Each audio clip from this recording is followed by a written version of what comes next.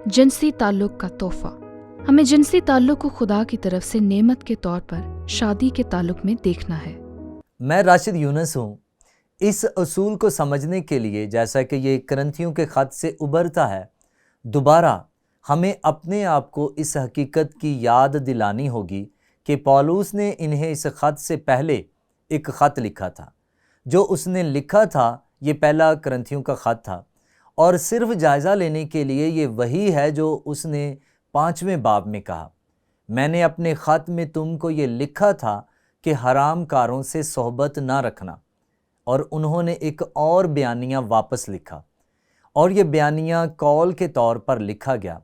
ये वही है जो उन्होंने कहा, जो बातें तुमने लिखी थीं उनकी बाबत ये है। हमने पिछले असूल में 1-2 नारों को देखा, लेकिन यहाँ एक और नारा है, मर्द के लिए अच्छा है कि औरत को ना छुए। ये पौलुस के अल्फाज नहीं हैं, ये करंथियों के अल्फाज थे जिनमें जिनसी ताल्लुक़ के बारे में बिगड़ा हुआ नज़रिया था। क्या ये दिलचस्प नहीं है? अब वो चले गए हैं, इनमें से कुछ किसी और इंतहा पर चले गए। इससे पहले जो बयानिया था वो उन चीज़ों के मुतालिक था जिनकी इजाज़त दी गई थी। इनमें से कुछ इस कदर उलझे हुए हैं, वो कह रहे हैं शादी में भी जिनसी ताल्लुक़ हद से ज़्यादा है, कि वो किस कदर उलझन का शिकार थे और उनके ख़यालात जिनसी ताल्लुक़ के मामले में कितने बिगड़े हुए थे, और वे इन चीज़ों पर कैसे अमल करते हैं जो पौलुस ने उन्हें इखलाकी पाकीज़गी के बारे में लिखी थी। तो यहाँ हमारे पास एक बहुत ही बिगड़ा हुआ नज़रिया है, नुक्ता नज़र है। अब हम नहीं जानते कि उन्हें ये बिगड़ा हुआ नुक्ता नज़र कहाँ से मिला। जो कुछ पौलुस ने कहा उन्होंने इसे सियाको सबाक से हट कर समझा। उन्होंने शायद ऐसा ही किया, शायद उन्होंने कहा कि उन्होंने अप्पलूस की तालीम से कुछ लिया और उसे बिगाड़ लिया, और शायद किसी झूठे उस्ताद से कुछ सीख लिया। वो झूठे उस्ताद आ निकले और ये उनकी बर्बादी का एक हिस्सा था, क्योंकि ये झूठे उस्ताद जो इन नए ईमानदारों पर असरअंदाज हो रहे थे, उसके लिए पौलुस ने उनको दोबारा लिखा और जिनसी मसाइल पर बात की, और फिर उन्हें बाइबली नुक्ता नज़र से आगाह किया। उसने वजाहत की और कहा, ये है जो खुदा कहता है। और इस तरह हम देखते हैं कि पहले करंथियों के 7वें बाब में आयत नंबर 2 में, और ये वो बात है जिसके बारे में तुम्हें बता रहा था। मुख्तसर वो कह रहा है, लेकिन हरामकारी के अंदेशे से हर मर्द अपनी बीवी और हर औरत अपना शौहर रखे, शौहर बीवी का हक अदा करे और वैसा ही बीवी शौहर का। दूसरे लफ्ज़ों में ये खुदा का मंसूबा है। बागे अदन से ये मंसूबा आया। अब आपको सकाफ़ती सूरत हाल को दोबारा समझने की ज़रूरत है। अगर आप करंथस या रूमी दुनिया के दीगर मकामात पर जाएं तो एक अमीर आदमी के लिए ख़ास तौर पर इसकी ज़िंदगी में 3 ख़वातीन का होना बहुत आम बात थी। उसकी अपनी बीवी, वो बुनियादी तौर पर बच्चे पैदा करने के लिए थी। ये बुनियादी तौर पर सिर्फ यही वो वक्त था जब उन्होंने अपनी बीवियों के साथ जिनसी ताल्लुक़ कायम किया। और दूसरी बात, वो मकामी मंदिरों में एक कस्बी जिसके पास वो बाकायदगी से जाते थे। और तीसरी बात, उनके पिछले कमरे में या शायद सामने वाले कमरे में एक लौंडी थी। बीवी को ये सब पता होता था। रूमी सकाफत में ये एक बहुत आम रवाज था। तो तसव्वुर करें कि आप एक बीवी हैं, आप एक शौहर हैं, आप एक जोड़ा हैं और आप मसीह के पास आते हैं, और ये इस किस्म की सूरत हाल है जिसके साथ आप रह रहे हैं। ठीक है, मैं अब एक बीवी को समझ सकता हूँ।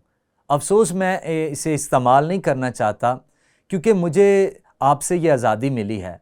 अब दूसरी ख़वातीन आपकी ज़िंदगी से बाहर हैं। तसव्वुर करें किस किस्म का मसला पैदा हो रहा है, और अपने आप को उस शख्स की जगह रखें जिसका ऐसा रवैया है कि इस तरह की जिनसी सरगर्मियों में दूसरी औरतों के साथ मुलव्वस हैं, ख़ास तौर पर बीवी के अलावा दोनों औरतों के साथ।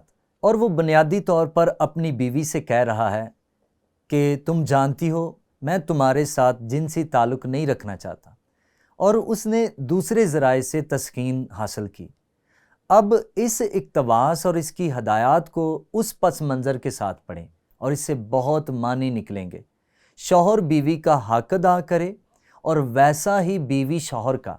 بیوی اپنے بدن کی مختار نہیں بلکہ شوہر ہے، اسی طرح شوہر بھی اپنے بدن کا مختار نہیں بلکہ بیوی۔ نچلی سطح پر ایک بہت ہی آسان بیان، لیکن اس خاص صورتحال کے اندر بہت گہرا ہے۔ اب پولس آیت نمبر 5 میں آگے بڑھتا ہے اور وہ کہتا ہے، تم ایک دوسرے سے جدا نہ رہو مگر تھوڑی مدت تک آپس کی رضامندی سے، تاکہ دعا کے واسطے فرصت ملے، پھر اکٹھے ہو جاؤ۔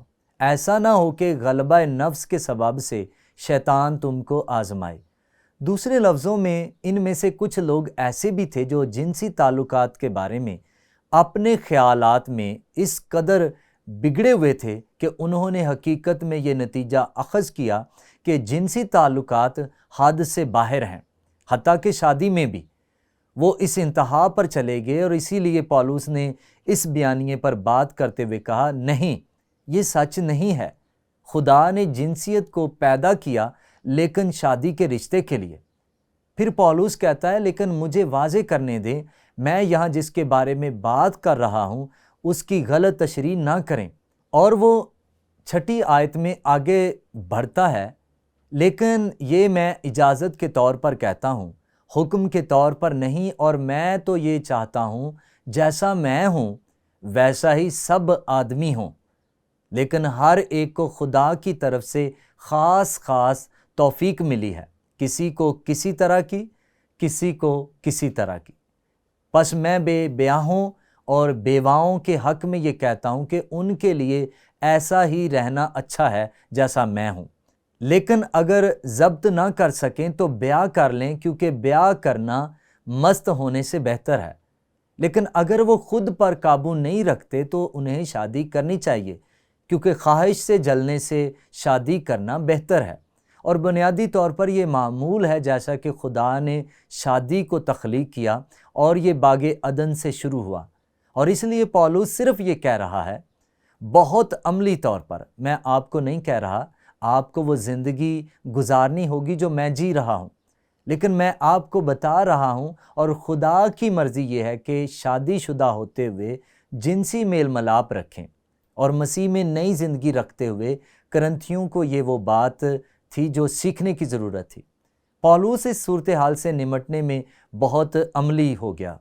تو یہاں وہ اصول ہے جو واقعی اس حوالے سے ابھرتا ہے، ہمیں جنسی تعلقات کو خدا کی طرف سے ایک مقدس تحفے کے طور پر دیکھنا ہے، تاکہ اسے شادی کے بندھن میں استعمال کیا جائے۔ یہ خدا کا معیار ہے۔ اب درخواست، مجھے یقین ہے کہ آپ یہ دیکھنا شروع کر سکتے ہیں کہ کیا آپ ہماری ثقافتی صورتحال کے بارے میں سوچتے ہیں۔ افسیوں کے نام اپنے خط میں شادی کے رشتوں کے بارے میں پولس کی تعلیمات کس طرح ایک روحانی سمت کا اضافہ کرتی ہے، جو پہلے کرنتھیوں کے 7ویں باب کی 2 آیت سے 5ویں آیت میں بیان کردہ باہمی ذمہ داریوں سے باہر ہے۔ جب میں پہلے کرنتھیوں کے اندر 2 سے 5ویں کو دیکھتا ہوں تو میں واقعی بنیادی طور پر نرم غذا دیکھتا ہوں۔ میرا مطلب ہے ہمارے لیے یہ بہت واضح ہے۔ اگر ہم کلام کو سمجھتے ہیں، اگر ہم اپنی زندگی کے لیے خدا کی مرضی کو سمجھیں، لیکن وہ اس قدر بگڑے ہوئے تھے کہ وہ شادی کے بارے میں سب سے بنیادی اور سادہ سچائی کو بھی نہ سمجھ سکے۔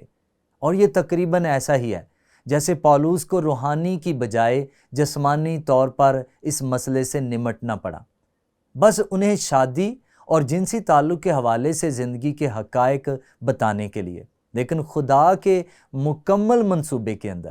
لیکن پھر بھی میں نے اس کے بارے میں سوچا اور میں نے اس کا موازنہ اس سے کیا جو پولس نے افسیوں کو لکھا، اور پولس نے افسیوں کو جو لکھا وہ نرم غذا نہیں ہے، یہ ٹھوس غذا ہے۔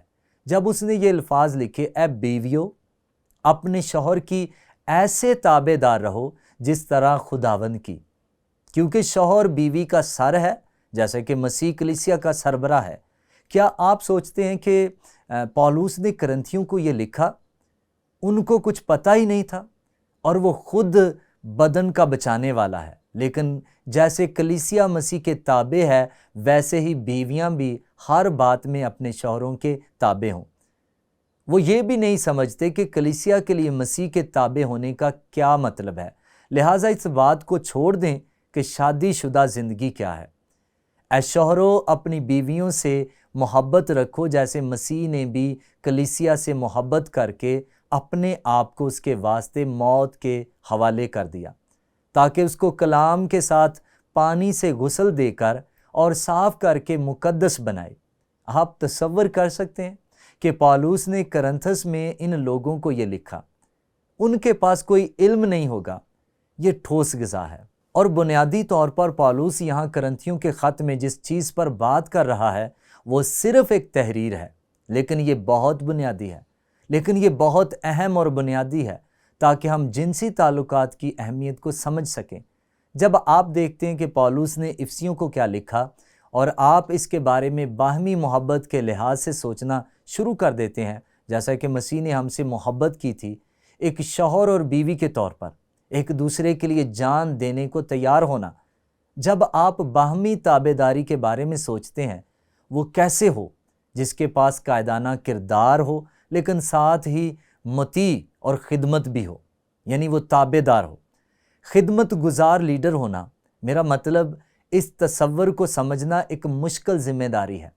آپ کو سمجھنے کی ضرورت ہے کہ یسوع مسیح خود کیوں زمین پر آیا۔ وہ آسمان کے جلال کو چھوڑ آیا تاکہ خادم کی صورت اختیار کرے، وہ جان دینے آیا۔ یہ ٹھوس غذا ہے، یہ ایک حقیقت ہے۔ اور اس طرح جیسے جیسے آپ آگے بڑھتے ہیں اور آپ سمجھنا شروع کرتے ہیں کہ پالوس نے افسیوں کو کیا لکھا تھا، آپ شادی کے اندر رشتوں کے تعلق میں ایک بہت گہرے تصور سے نمٹ رہے ہیں، نہ صرف جنسی طور پر لیکن ہمارے تعلقات کے ہر پہلو میں۔ میرے خیال میں اب کرنتھس کی کلیسیا اس کو سمجھ رہی ہے، لیکن اس وقت جب پالوس یہ لکھ رہا تھا، اس نے کہا جب میں نے تمہیں چھوڑا تو تم بچے تھے اور تم ابھی تک بچے ہو، اور مجھے صرف کچھ ایسے ابتدائی مسائل سے نمٹنے دیں جو آپ کو شادی اور خاص طور پر جنسی تعلق کے حوالے سے سمجھنے کی ضرورت ہے۔